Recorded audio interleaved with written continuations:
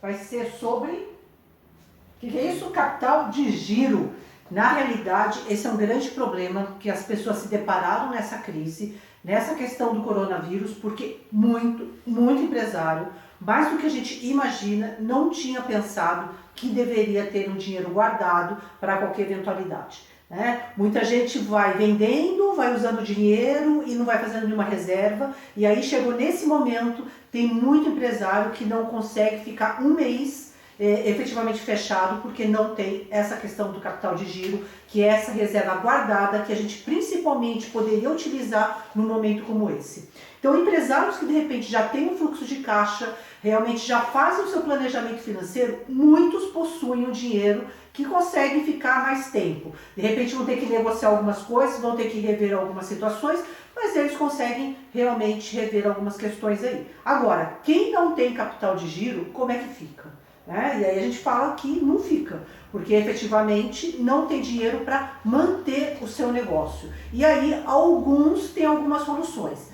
Aquele dia a Cássia, que é uma dentista, também uma grande companheira minha, uma amiga minha, ela falou assim: Valéria, dá dica pro pessoal, como que a gente faz? Porque assim, tem muito profissional liberal que não tem dinheiro guardado para se manter, principalmente ela falou assim, no nosso caso os dentistas, ainda ela brincou, dentista sabe de dente, não sabe de dinheiro muitas vezes, né? Mas a gente vê muitos profissionais liberais que também têm esse problema, ou pequenos empresários, também não são muitos, às vezes são pequenos empresários, às vezes tem médio empresário que também não tem capital de giro, né? Que ele vai girando como? Vai vendendo, vai pagando, vai vendendo, vai pagando, e no final muitas vezes não consegue fazer boas negociações. Então o que acontece? Quando a gente tem profissionais liberais que de repente estão parados hoje o pessoal estava falando muito a questão, por exemplo, do cabeleireiro, da manicure, de pessoas que fazem atendimento, por exemplo, de massagem, um monte de coisa, que como que vai fazer se não tem cliente? Que o cliente não pode ir até o local de atendimento, ou elas também não podem atender essas pessoas nas suas residências. Tá? O que o mercado tem se mobilizado a fazer,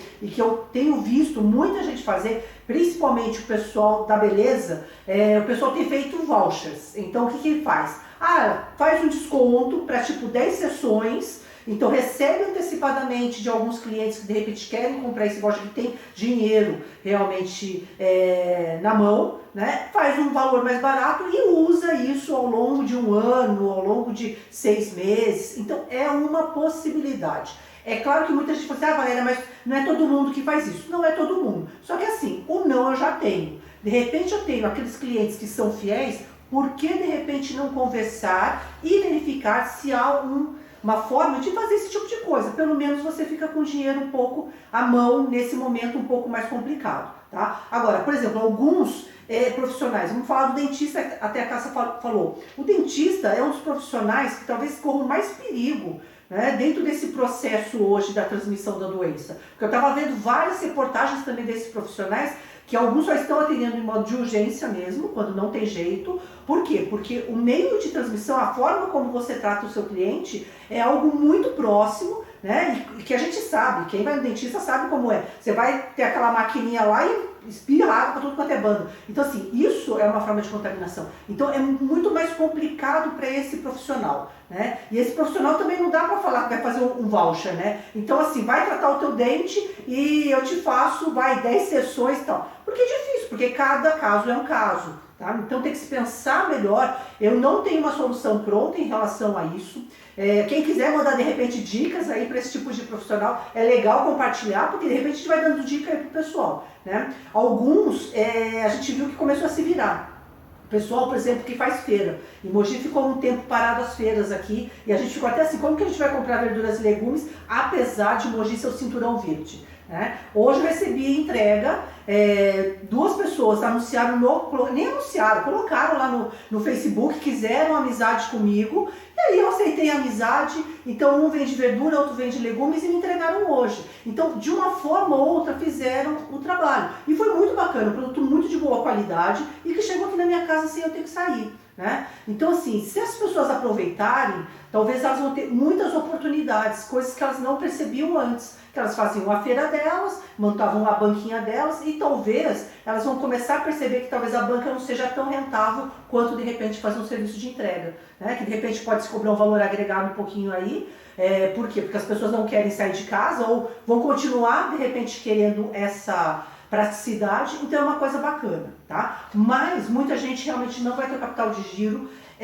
Quem não tem, agora não vai ser o momento talvez de fazer, porque não tem renda, não tem receita, tá? Mas é se pensar a partir de agora, nos próximos negócios, na evolução do negócio, na manutenção dos negócios, como eu faço isso e por que isso é tão importante, tá? Eu tenho certeza que muita gente que nunca fez isso, depois, quando a gente voltar à normalidade, é a primeira coisa que vai começar a pensar, não vai querer roubar a empresa, por quê? Porque tem empresário que pega o lucro todo da empresa e enfia no bolso.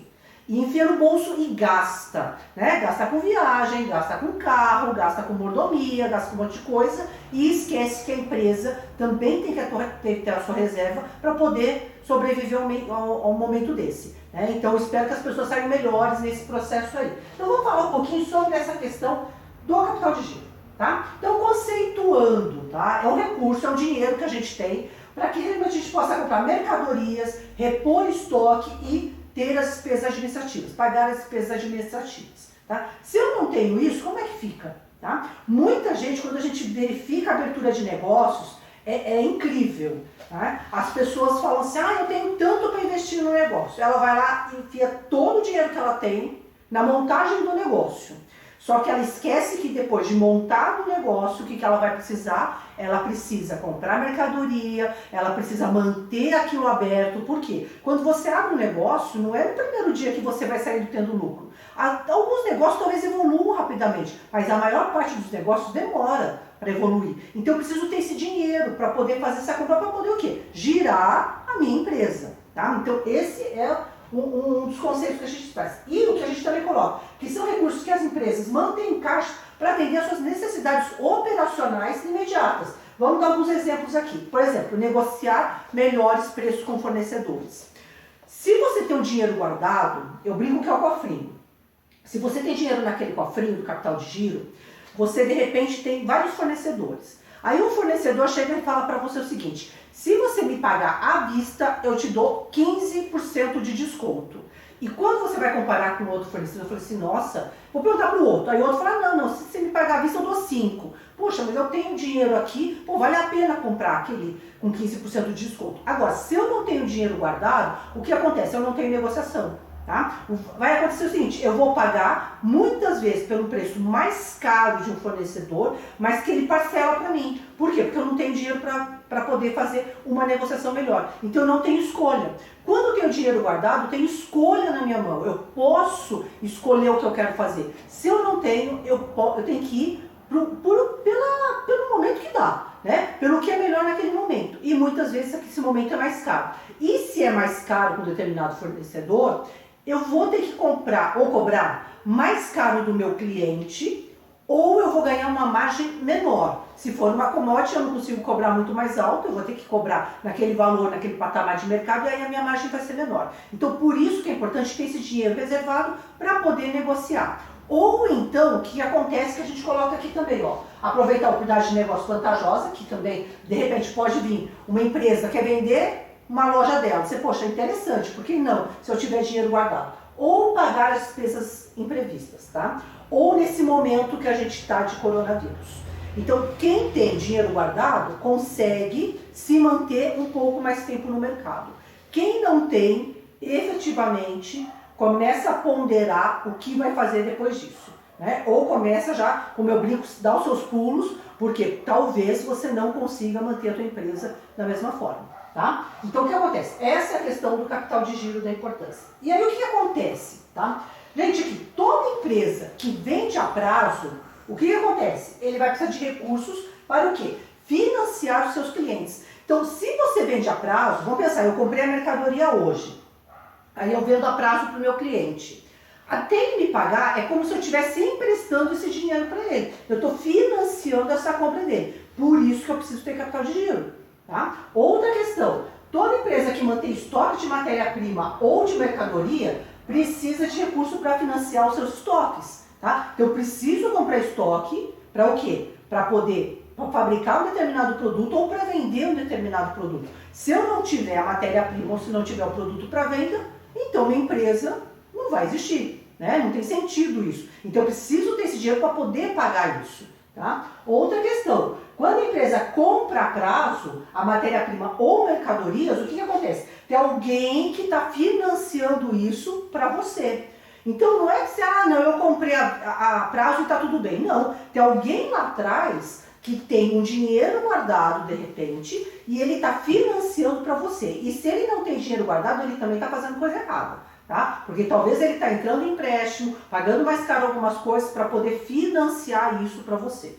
E aí sempre eu falo para as pessoas, porque as pessoas falam assim, Valéria, mas a praxe do mercado é pagar a prazo, tá? A praxe do mercado. Só que de repente, se você não pode dar prazo para o teu cliente, não dê. É melhor você, de repente, ter uma margem menor de lucro, mas conseguir receber aquele dinheiro à vista, do que ficar dando prazo e no final pedindo dinheiro emprestado do banco para cobrir suas contas. Porque se você for fazer a conta, no final não vai dar nada. Você às vezes vai perder o teu lucro. Então tomar cuidado com essa questão de às vezes ir pela praxe do mercado. Tá? A gente tem que ir o quê? Pelo que dá para eu fazer. Se der para eu fazer, ótimo. Se não der para eu fazer, paciência, eu vou trabalhar com aqueles clientes que conseguem me pagar à vista e que de repente eu faço um preço melhor, tá? Outra questão, quando a empresa tem prazos para pagar as despesas, né, tipo impostos, energia, salários e outros, também significa que essas despesas também estão sendo financiadas por alguém. Vamos pensar em salário, né?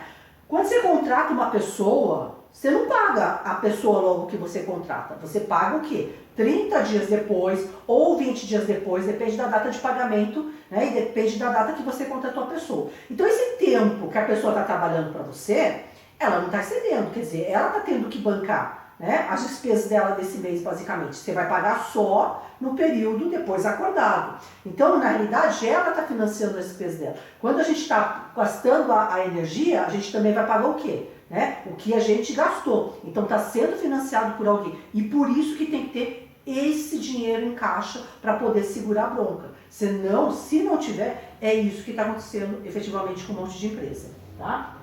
Depois, fatores que afetam negativamente o capital de giro. Concentração de pagamentos na mesma data. Gente, pelo amor de Deus, não coloquem todos os pagamentos no mesmo dia. Porque tem gente que fala, é mais fácil porque eu já liquido tudo. Só que provavelmente você não vai receber todos os pagamentos dos seus clientes no mesmo dia. Então, separa isso ao longo do mês. Verifica a entrada das suas receitas e fala assim, puxa, que dia que normalmente entra mais? Dia 10 entra mais? Então eu vou colocar alguns pagamentos dia 13. Por quê? Porque aí eu tenho um lastro que de repente as pessoas podem atrasar 1 ou 2 dias, mas eu pago as minhas contas na data. Aí eu coloco algumas coisas no dia 20. Por quê? Porque de repente eu tenho outros pagamentos dia 15. Então vai olhando para isso. Só que a gente vai olhar para isso dentro de onde? Dentro do nosso fluxo de caixa. Tá? Porque aí você olha mais ou menos a data das entradas e aí você também lança basicamente a data dos seus pagamentos. Né? Então olhe para isso, até para você negociar com o fornecedor. Quantas vezes eu já negociei com o fornecedor da loja, quando eu tinha loja, ele fala assim, olha, tal data é o pagamento. Eu falei, poxa, dá mais uns 3, 4 dias, porque aí para mim fica melhor, porque eu já tenho entrada de cliente. Não, tudo bem. Então, só que você precisa ter essa gestão financeira para isso. Se você não tiver isso planejado, você não tem como decidir nada. Tá? Outra questão, compras excessivas. Tem gente que é o louco do estoque, né? Adora sair comprando. É a mesma coisa que sai comprando roupa, sai comprando sapato. Tem gente que adora comprar estoque. Aí entra na empresa, nossa, olha, meu estoque tá lindo e maravilhoso. Tá, só que aquilo vai demorar 50 milhões de anos para vender. E estoque parado, dinheiro parado. Tá? Então, cuidado com isso. Comprar excessivamente. Tá? De repente você tem máquina para fazer manutenção, ok, não precisa comprar 10 peças para fazer a manutenção daquela máquina, coloca o estoque mínimo, eu vou comprar 2, a hora que fica soma no estoque eu vou lá e compro mais uma, e aí você consegue realmente girar melhor o seu dinheiro. Né? Outra coisa, investimento excessivo em publicidade, é outro cuidado que as pessoas têm que ter, e agora, nesse momento, também tem que tomar muito cuidado em achar assim, eu vou investir agora em patrocinado no Instagram, vou investir em patrocinado do Facebook, porque agora tudo é online, coisa e tal. Gente, não necessariamente isso vai dar retorno, tá?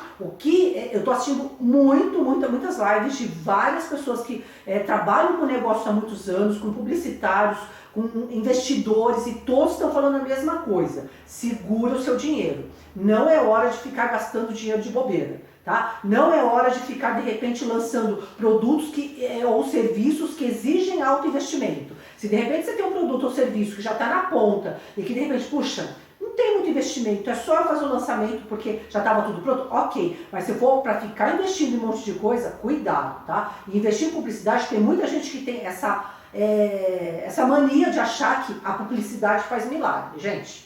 Tá? Publicidade não faz milagre. Se você não tiver um bom produto ou serviço, ou melhor, um produto ou serviço que atenda a necessidade ou problema do seu cliente, não adianta uma boa publicidade, uma publicidade emocionante e tudo mais. Tá? Só vai virar algo bacana, porém sem retorno financeiro. Então cuidado, quem ainda tem esse negócio de achar que a publicidade vai ser a solução dos seus problemas, assiste a primeira aula que eu dei do Recomeçando do Zero, falando sobre proposta de valor. Tá? Lá eu falo essa questão de necessidade de problema lá. Né? Outra questão, promoções que envolvem valor elevado. Gente, também é uma coisa que muita gente acha que você, vou fazer uma promoção de iPhone. Tá? Então eu vou fazer um sorteio de iPhone para as pessoas começarem a comprar de mim. Às vezes, esse sorteio de iPhone vai sair muito mais caro do que o retorno que você vai ter na empresa. Tá? Então cuidado com essas promoções malucas de, agora não, agora sim, o pessoal até poderia fazer, né, viagem para Cancún, porque aquele dia eu vi viagem para Dubai, 7 dias, R$2.000, né? Então assim, hoje tem viagem barata, por quê? Porque as pessoas não estão viajando, né? Mas muita gente no final coloca aquele pacote, né, majestoso, e no final a venda não paga efetivamente essa promoção. Então cuidado com esse tipo de promoção. Tá? De repente dá para se fazer uma promoção de indicação, olha, indica 10 pessoas e você ganha um desconto tal, alguma coisa que não mexa no seu caixa. Tá? Agora, essas coisas mirabolantes saem dessa vida. Né? Vendas baixas, também isso afeta o nosso capital de giro, isso é um fato. Então assim, é o que a gente tá sofrendo, vendendo menos ou vendendo nada, e aí o que acontece? Eu não tenho, né, dinheiro para guardar, para fazer essa reserva com o meu capital de giro. E aí eu vou comendo o meu capital de giro. Né? Então o que a gente está fazendo agora? Os empresários estão comendo o capital de giro deles. Né? Muitos, de repente, estão conseguindo segurar alguns funcionários, fazendo uma proposta de redução de salário, redução de jornada e tudo mais. Né? Mas mesmo assim está todo mundo comendo o seu capital de giro. Então o dinheiro vai gerar menos. Ok? E depois, excesso de inadimplência. Isso é outra questão preocupante e que muita gente, quando eu pergunto para empresários qual que é o seu índice de inadimplência, as pessoas não sabem. Tá? Aí fala assim, é pouco. Tá, mas é pouco qual o percentual em cima da sua receita. Né? Hoje tem uma conhecida minha que ela está falando que 90% dos pedidos que ela tinha recebido, que ela tinha feito a venda já, ela tá com inadimplência nesse período. Né? Então assim, como lida com isso? Agora, se eu tenho capital de giro, ainda eu seguro a minha empresa. Se eu não tenho, eu afundo a minha empresa. Tá? Então por isso a importância realmente desse cofrinho que a gente diz aí. Agora, para a gente poder até calcular a questão do capital de giro e entender essa questão disso de uma forma mais gráfica, eu vou falar primeiro para vocês agora sobre ciclos para formar o capital de giro. Então a gente tem 3 tipos de ciclo. O que é o ciclo econômico? É o período que o produto fica armazenado na loja. Então considerando desde o momento que eu compro até o momento que eu vendo. Então eu preciso fazer um cálculo, olhar para o meu produto e falar assim, a partir do momento que eu comprei, quanto tempo ele fica na prateleira em média? Tá? Então eu preciso fazer esse controle do meu estoque. Tem gente que também não sabe. Né? Então de repente eu tenho lá, eu compro papel sulfite, tá? Papel sulfite que eu sou uma papelaria. Então aquele montante que eu compro, daquele dia até o momento que sai o último pacote, quanto tempo ele fica dentro do meu estoque? Tá? Porque isso é importante para eu começar a calcular quanto eu preciso de capital de giro.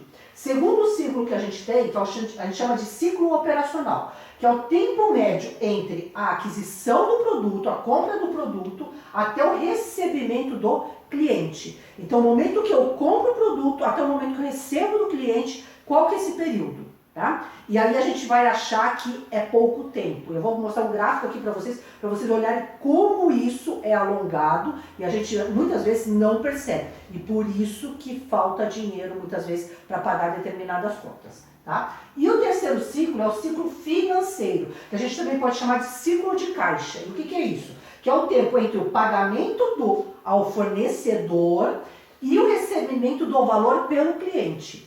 Gente, recebimento do valor do cliente é diferente do momento que ele compra, tá? Ele pode levar o produto agora, só que ele pode me pagar daqui 30, 40, 50 dias.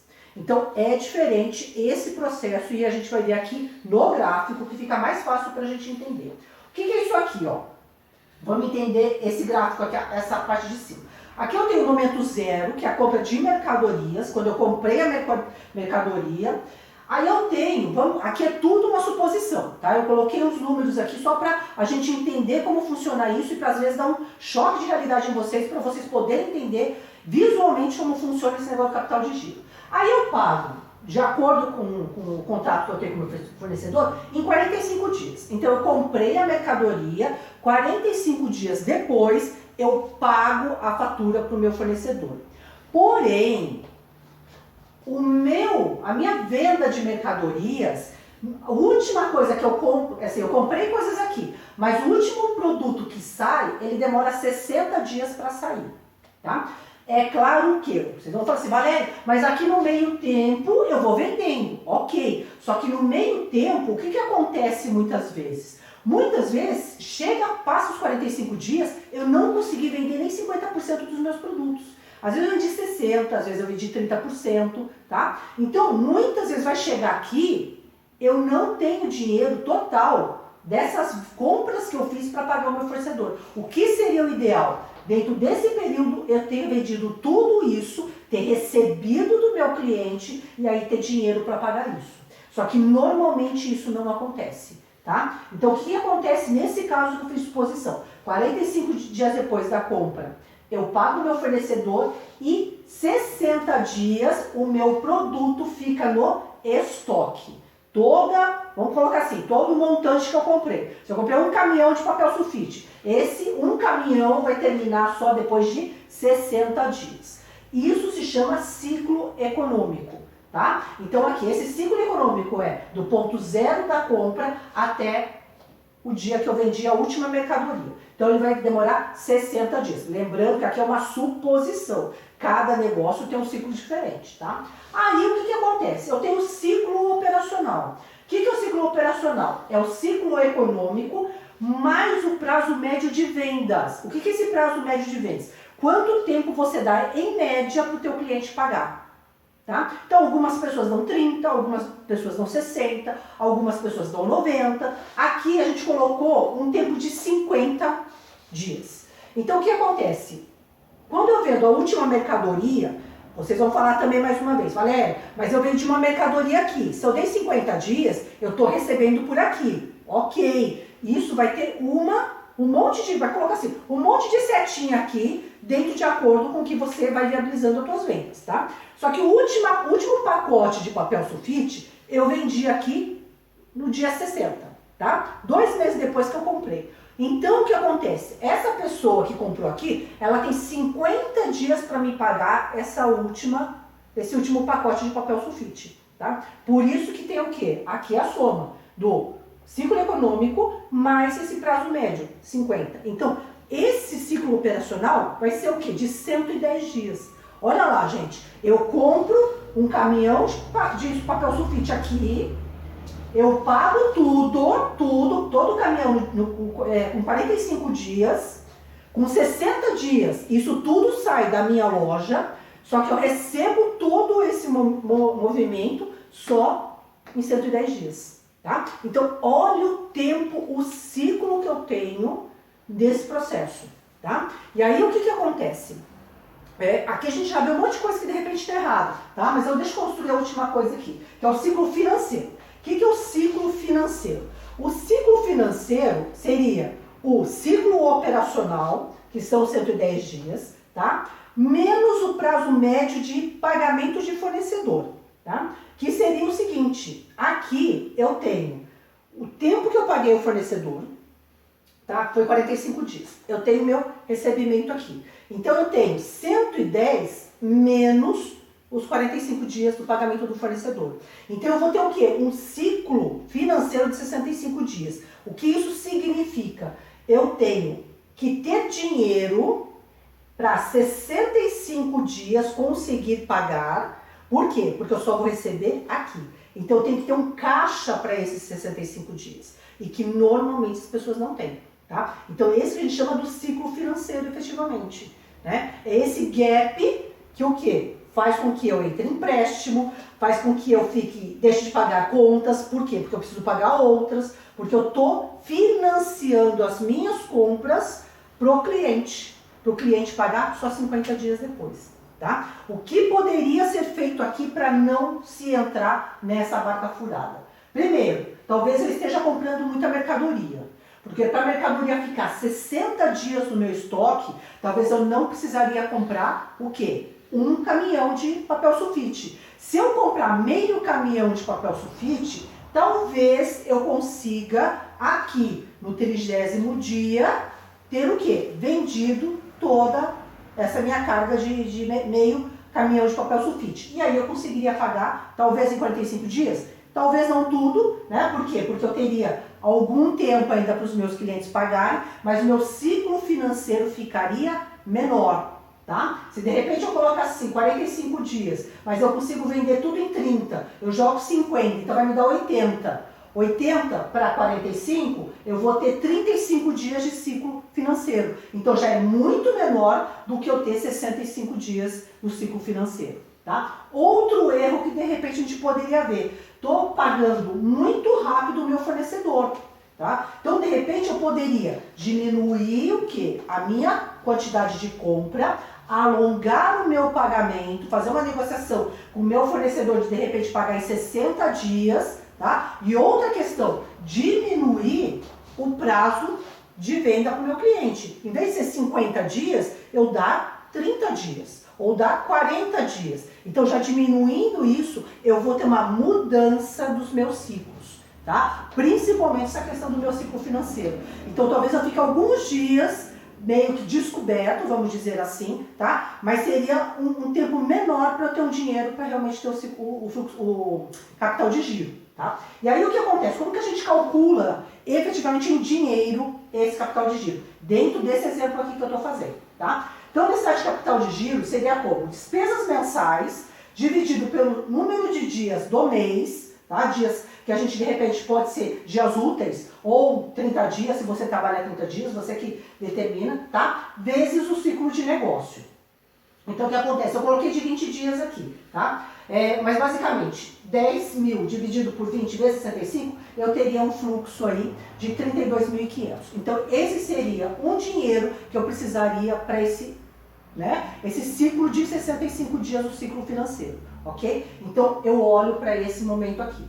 Ok? Depois, essa forma que eu particularmente gosto mais de trabalhar, porque eu acho mais seguro, tá? Tem essa fórmula aqui que o pessoal fala que é uma fórmula mais simplista, mas que eu particularmente não gosto, tá? Que é o quê? Necessidade de capital de giro, que é o contas a receber, mais valores em estoque, menos o contas a pagar. O que acontece nesse processo? Contas a pagar, a gente já sabe que vai ter que pagar. Que basicamente a gente já tem uma previsão bem certa do que a gente vai ter que pagar lá. Só que é o seguinte, será que eu vou receber exatamente esse contas a receber?